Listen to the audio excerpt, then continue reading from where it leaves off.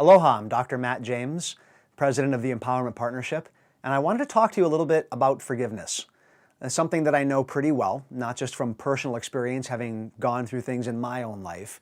I got to study this. As a doctor of psychology, I had to pick a topic, and the topic that I picked to become a doctor, to focus in on for my research, was ho'oponopono.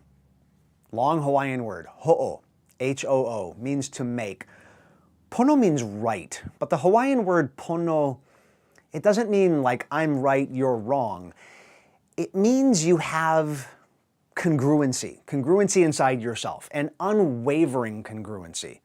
So for example, when you're pono with someone, there's nothing else to be said. You're done with it. If you're over something and you're pono, you don't bring it up again. One of my favorite things that comes from the Hawaiian culture, one of my co-teachers from years ago, her name is Sally Bishop, no longer with us. She had this beautiful saying. She said, "To forgive and to never forget is to never forgive in the first place." Simply put, you gotta sometimes let go of what happened in order to begin to move forward. The biggest stumbling block to people gaining forgiveness is they think that by letting it go, that it somehow lets someone off the hook. The idea of forgiving and forgetting. You don't forget what happened, you forget the negative aspects of what happened. You learn the seed. The Hawaiians, they had a term called ano ai, ano, seed, ai, to bring it inside. In every lesson in life, there is a seed that comes from that. In every experience, there's a deeper lesson. And if you bring that inside, you learn from it and you move forward. Ho'oponopono is a Hawaiian forgiveness process that teaches you how to not just be more forgiving of yourself, how to be more forgiving of other individuals, how to gain resolution, to gain closure. And it doesn't mean, again, that the person who wronged you is now your buddy. That's another stumbling block to forgiveness. There are some people that sit there and they go, I am not going to forgive that person because one of my students in LA actually said, I am not going to forgive my ex because he needs to suffer a little bit more. I had a group of about 120 people. We're in LA and I'm explaining ho'oponopono and she says, I'm not forgiving him because he needs to suffer. And I remember looking at her from stage and just, I thought, how does you holding on to your baggage, I said this to her, how does you holding on to your baggage make him suffer? I remember she looked up at me and she goes, yeah, it doesn't.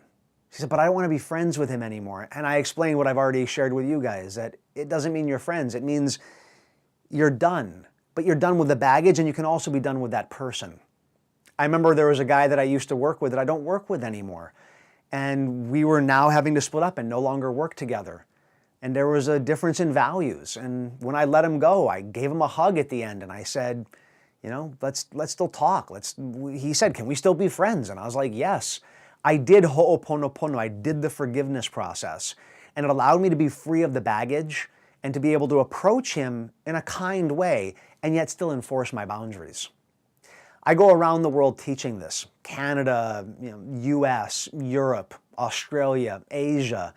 I've gotten to share this with tens of thousands of people. And it is a technique. Of all the techniques that I teach, this one is near and dear to my heart. My daughter went through something when she was 5 that I have no comprehension of what that could be like. My daughter lost her best friend to leukemia. And I was running the K through 12 board. I was the chairman of the board for her school. And I got a call on Saturday morning. And it was from the lady who did all the enrollment and also kind of doubled as the counselor. It was a small school, about 120 kids. And she called me up, and I was in a joking mood. She had gone out with the teachers the night before, and I heard her tone, and I immediately switched gears. And she said, I'm calling you for 2 reasons. 1, as the chairman of the board, and number 2, because you're a dad. She said, we lost a student yesterday, and I need you as the chairman of the board to get a special group together. We don't have the resources to deal with the grief. I immediately started taking notes. I knew who I could email. We had a couple of attorneys, another doctor on the board, similar to what I do. And she said, the second reason I'm calling you is, and she gave me the name of the student, and my heart sank because I knew it would have been my daughter's best friend. And She said the situation is worse. She said all parents are required to tell their kids. She goes, Dr. Matt, I need you to understand that on Friday, your daughter walked this young lady to the nurse's office, sat there holding her hand and said, don't worry, your mommy will come pick you up. You'll be fine. I'll see you on Monday. My daughter was 5 at that time, and as a parent, to have to tell your kid that they just lost their best friend and then watch your child lose it spiritually, mentally, emotionally, and physically is a humbling moment, to say the least.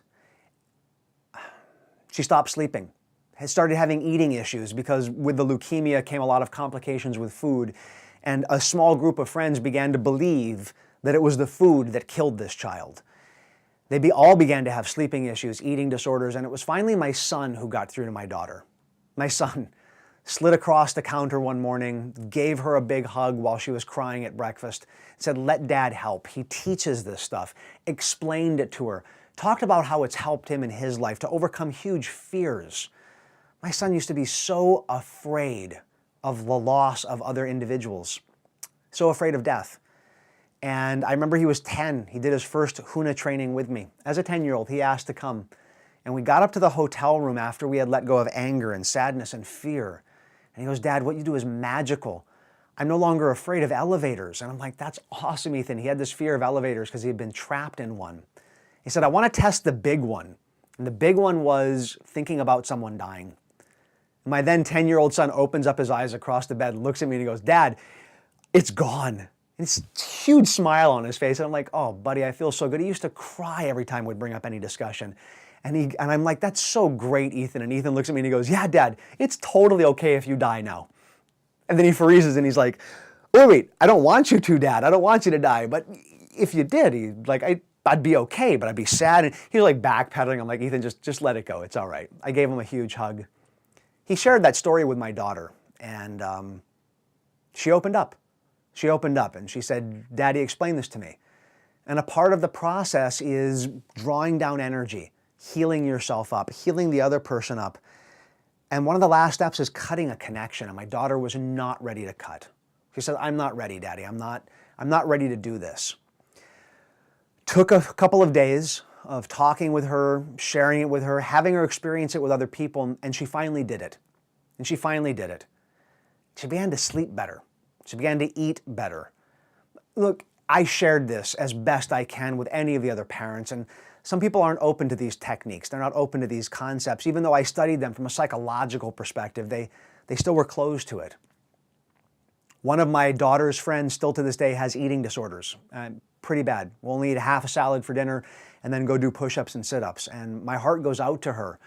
My daughter, when she was 8, we were in Italy together, and I said, Skylar, we're doing a toast. Who would you like to do a toast to? And she said, to my best friend, who now is probably back in a new body and in a new life. And I hope this time she gets to spend a lot longer here and have amazing friends. I'm glad that I got the time with her. I miss her. And let's toast to her and wish her the best this time around. And I started to cry, and she hugged me and she's like, Daddy, are you okay? And it was the fact that I know that this technique, I can say it very humbly, saved my daughter's life and thousands of people. Sometimes I share stories of students. This one's near and dear to my heart because it truly helped her to gain resolution of this loss and not go down a very dark path that some people can go down when you experience something far earlier than you should. Ho'oponopono is the Hawaiian forgiveness process. You do this technique with 3 different types of individuals. 1, someone who has wronged you. That's the more traditional approach. When you hear about it, when you read about this, even on my own blog, the technique is used to help you overcome baggage with someone who's crossed over a boundary. The second type of person that you do this technique with is someone you love. That one's not as much talked about, oddly enough. Your partner, your family members, because you love them and you want to reconnect and strengthen that bond. So the ideal was you forgive, gain forgiveness, disconnect to reconnect, and strengthen that connection. I've helped dozens and dozens of married couples over the past few years go through the process and shift their relationship with each other. The third type of person this can be done with is someone who you've lost, someone who's no longer with you. so that you can be free of any of the sadness and let that person live on in their memories, in your memories. These are the three main people that you would do ho'oponopono with yourself. These are the three main people that you would do ho'oponopono with. I get a lot of people asking, what about myself? And there's a separate technique for that. But the basic concept of ho'oponopono is how to gain forgiveness with yourself and with others. We teach this. We teach ho'oponopono at all of our NLP trainings. All of the NLP trainings that you go to, we do the forgiveness process there. I have recordings of it on many of the webinars that I do. If you jump on one of the live webinars, quite often we're giving away an MP3, a recording of ho'oponopono.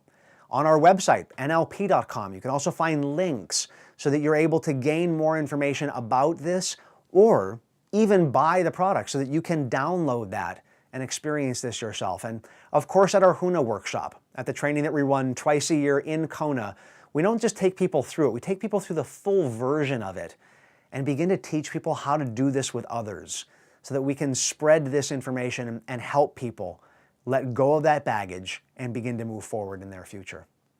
I hope that explains ho'oponopono. Thank you very much for taking the time to watch this video. Take care. Aloha. Ahui ho.